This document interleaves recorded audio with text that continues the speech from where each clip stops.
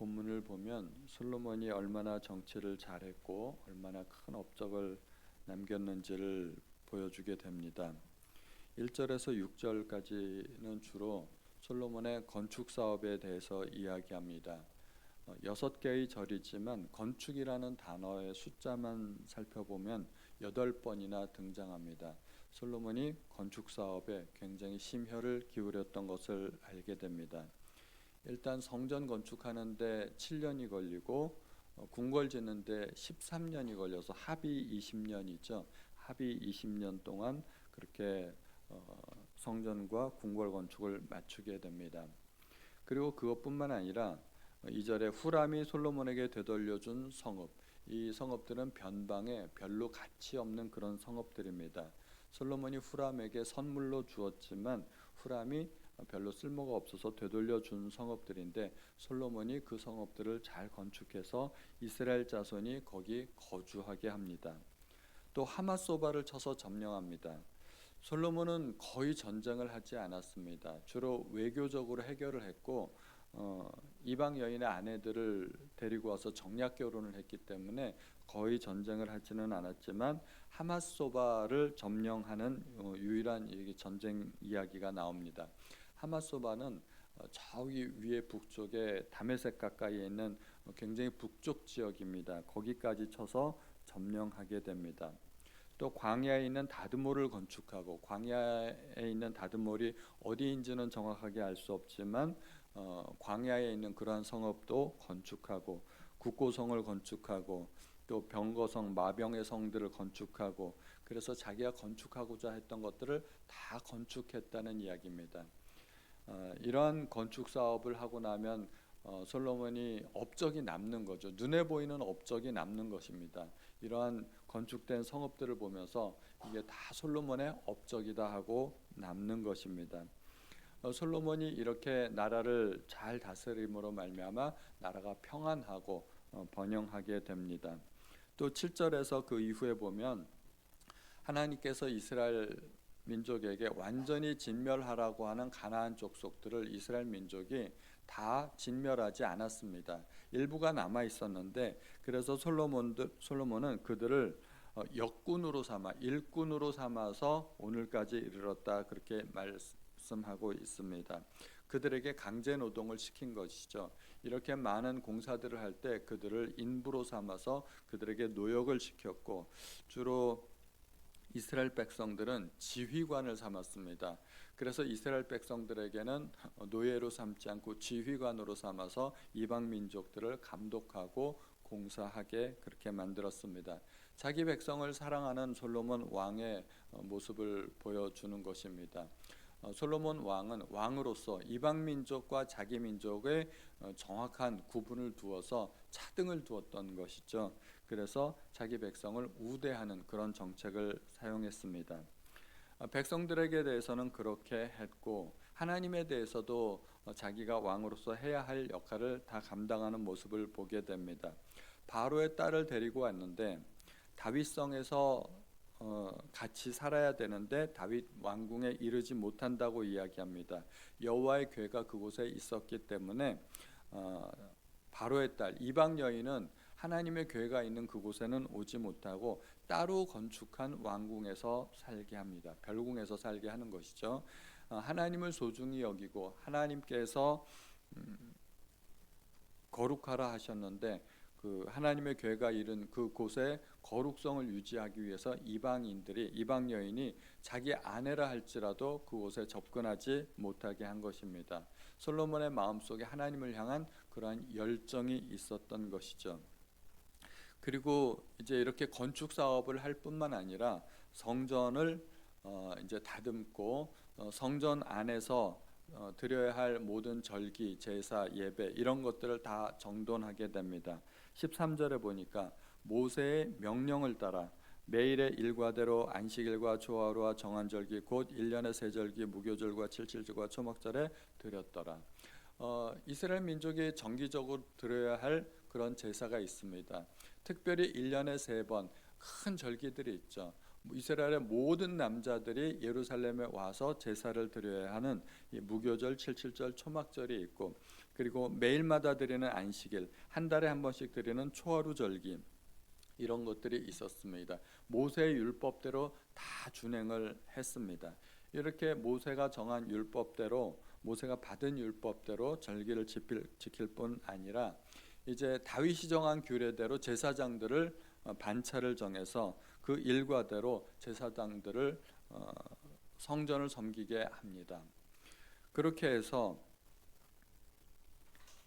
이제 절기도 다 지키고 성전 관리도 다 완비가 됐고, 그렇게 모든 것을 다 완비하게 됩니다. 그래서 16절에 보면 솔로몬이 여호와의 전에 기초를 쌓던 날부터 준공하기까지 모든 것을 완비하였으므로 여호와의 전 공사가 결점 없이 끝나니라. 모든 것이 완벽하게 끝났다 하는 이야기입니다. 솔로몬이 왕으로서 참 잘했죠. 이렇게 성을 건축하고 자기 백성이 살게 하고 후람으로부터 되돌려 받고 성읍들을, 그리고 이방인들에 대해서, 자기 백성에 대해서, 자기 아내에 대해서, 또 하나님께 대해서, 성전에 관해서 왕으로서 할 수 있는 모든 것을 다 잘했습니다. 솔로몬이 왕으로서 이렇게 잘하니까 이스라엘 나라는 역대 왕들 중에 솔로몬 때 가장 부귀영화가 극에 달하고 가장 번성한 국가가 됩니다. 물론 다윗 때도 번영하기는 했지만 다윗 때는 이루어가는 도중이었습니다. 다윗 때는 전쟁을 주로 많이 했죠. 계속해서 싸우고 점령하고 이기고, 하나님께서 이기게는 해주셨지만 사실 다윗은 그것을 별로 누리지는 못했습니다. 많은 이방 국가들과 싸웠고 전쟁에서 점령했지만 실제로 그것을 정비하고 다스리고 누린 사람은 솔로몬이었습니다. 솔로몬이 왕으로서 나라를 잘 다스리니까 나라가 태평하고 번영하고 국민들이 평안을 누렸던 것입니다. 이렇게만 보면 솔로몬이 참 잘한 것 같지 않습니까? 그런데 우리가 알고 있는 솔로몬하고는 좀 다르지 않습니까? 솔로몬은 우리가 알기에 실패한 왕이에요. 왜 그러냐면 우리는 그 이면을 알고 있기 때문입니다. 솔로몬의 밝은 면이 있고 뒷면이 있는데 우리는 어두운 면을 이미 알고 있어요. 그래서 이쪽만 보면 솔로몬이 굉장히 잘한 것 같지만 솔로몬이 실패한 부분이 있습니다. 열왕기상 11장에 보면 솔로몬이 이방 여인을 들여왔다 하는 것도 나타나고, 솔로몬의 아내가 1000명이라는 것도 나타나 있고, 솔로몬의 마음이 배도했고 하나님께서 그를 타이르기 위해서 또 한 번 나타났지만 솔로몬이 듣지 않았다, 이러한 이야기들이 다 나타나 있습니다.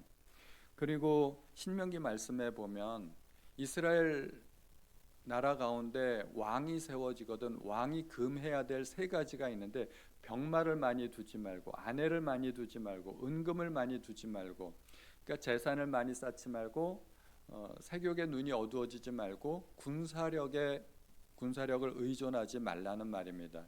그런데 솔로몬은 말들을 많이 들여오기 위해서 애굽에서부터 그 애굽의 그 튼튼한 병마들을 구해오게 됩니다. 아내가 많았죠.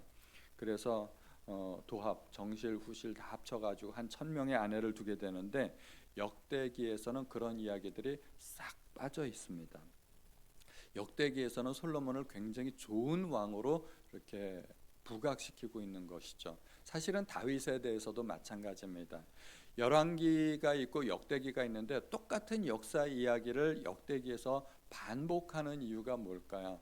관점이 다르다는 것입니다. 전혀 다른 관점으로 역사를 바라보고 있습니다. 그래서 열왕기에서는 사무엘상하, 열왕기상하 이런 데 보면은 이제 다윗 왕에 대해서 너무 자세히 나타나고 있는데, 다윗 왕의 고난이라든가 또 다윗이 우리아의 아내 밧세바를 범한 사건, 이런 것들이 나타나 있는데, 역대기를 보면 다윗의 범죄 이야기도 쏙 빠져 있습니다. 왜 그럴까요? 열왕기의 관점은, 열왕기가 쓰여진 시기는 이스라엘 민족이 바벨론으로 포로로 끌려갔을 때였습니다. 그러면서 과거의 역사를 돌이켜보면서 반성하는 의미로 역사를 본 것이 열왕기상하입니다. 우리는 왜 이곳에 와서 고난을 받아야 되는가? 우리는 왜 이방 민족의 포로로 끌려와야만 했는가? 하나님의 성전이 왜 불탈 수밖에 없었는가? 하나님이 택하신 성읍 예루살렘은 왜 멸망할 수밖에 없는가? 하나님의 명령을 어겼다는 겁니다. 그것이 열왕기 상하의 관점입니다. 그래서 열왕기 상하는 선지자적 관점에서 쓰여졌다고 이야기를 합니다.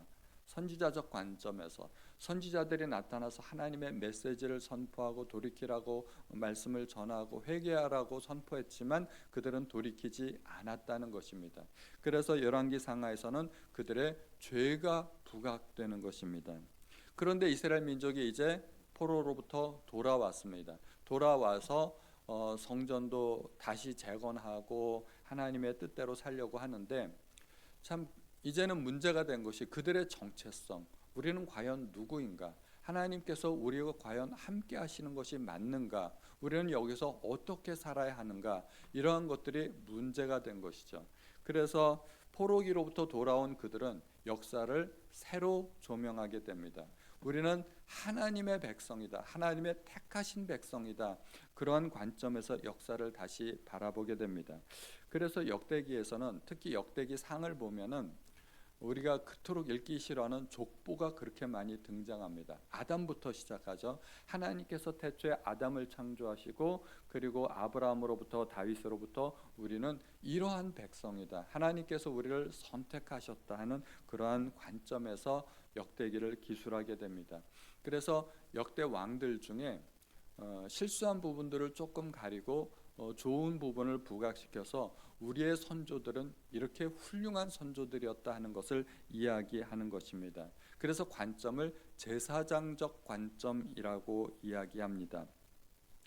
그래서 역대기에서는 역사를 기록할 때도 북왕국에서는 한 명도 선한 왕이 없었죠. 그래서 실패한 북왕국의 이야기는 아예 다루지를 않습니다. 그리고 남왕국에서도 주로 하나님 앞에 성실했던 왕들에 대해서 초점을 맞추어 가지고 그러한 왕들이 얼마나 하나님 앞에 성실했는가, 히스기야라든가 또 요시야라든가 이런 왕들의 초점을 맞추어 가지고 굉장히 그런 왕들의 선한 업적에 초점을 두고 있습니다.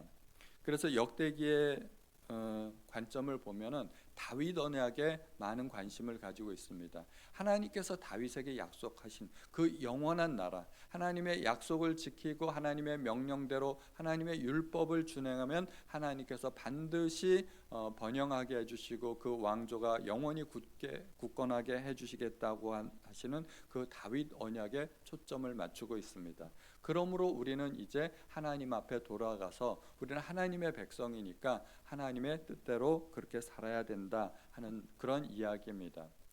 이렇게 우리가 열왕기 상하와 역대기 상하를 보면서 똑같은 역사를 보면서 어쩌면 이렇게 다를 수 있는가 이러한 것들을 보게 됩니다.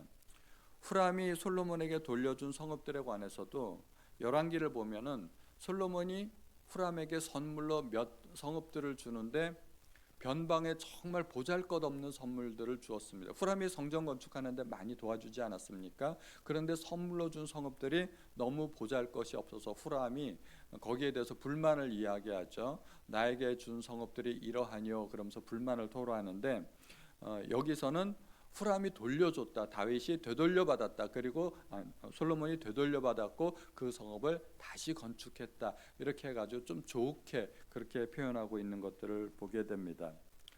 우리가 하나님에 관해서도 하나님에 관해서 느끼는 것이 사람들마다 다 다를 수 있습니다.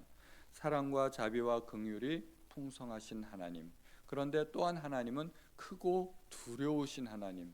그러한 하나님으로 우리가 볼 수도 있습니다. 우리가 사람을 볼 때도 얼마든지 서로 다른 평가가 가능하지 않습니까? 좋게 보면 한없이 좋은 사람이지만 또 내가 그로 말미암아 피해를 받았고 상처를 받았고 그러면은 그 사람들의 나쁜 면만을 보게 됩니다. 그래서 그 사람은 악한 사람이라고 나쁜 사람이라고 한번 이렇게 딱 그 관점이 찍혀버리면은 절대로 좋은 면이 눈에 들어오지 않는 것이죠. 그래서 우리는 하나님께 하나님에 관해서 사람에 관해서 올바른 관점을 올바른 볼 수 있는 그런 시각을 달라고 기도해야 될 것입니다. 내가 좋아하는 사람은 좋은 것만 보이고 싫어하는 사람은 나쁜 것만 보이기 마련이지만 우리 모든 사람은 다 죄인 아닙니까? 모든 사람은 다 죄인이지만 그럼에도 불구하고 또 하나님께서 자기 아들을 외아들을 보내오셔서 십자가에서 달려 죽게 하실 정도로 하나님께서 사랑하신다는 것이죠. 내가 누군가가 죽도록 미워도 싫어도 하나님께서 그를 사랑하시는 관점으로 보면 우리의 마음속에 또 용서가 생길 수 있고 사랑하는 마음도 생길 수 있다는 것입니다. 그래서 우리는 절대로 11개의 관점만 가지고는 세상을 살아갈 수가 없습니다. 역대기의 관점도 필요하다는 것입니다. 제사장적인 관점, 하나님께서 긍휼히 여기시고 불쌍히 여기시는 그 관점으로 사람을 보면 우리도 얼마든지 용서할 수 있고 그를 위해서 중보할 수 있고 용납할 수 있게 되는 것입니다. 그러한 관점으로 우리 또한 다른 사람을 볼 수 있기를 우리 주님의 이름으로 축원드립니다. 함께 기도하시겠습니다. 하나님 아버지, 참으로 감사드립니다. 솔로몬 왕은 왕으로서의 모든 역할을 다 잘했기 때문에 이스라엘 나라가 번영하고 번창할 수 있었습니다. 그러나 우리는 솔로몬 왕의 또한 그 이면들을 알고 있습니다. 하나님, 우리가 솔로몬 왕을 나쁜 왕으로 실패한 왕으로만 보는 것이 아니라 또 하나님께서 긍휼히 여기시고 또 한편으로 나라를 잘 다스렸던 왕으로 볼 수 있는 관점도 주시고 우리가 그러한 관점으로 내 주변의 모든 사람들도 볼 수 있도록 하나님 도와주옵소서. 모든 말씀을 우리 주 예수님의 이름으로 기도하였습니다. 아멘.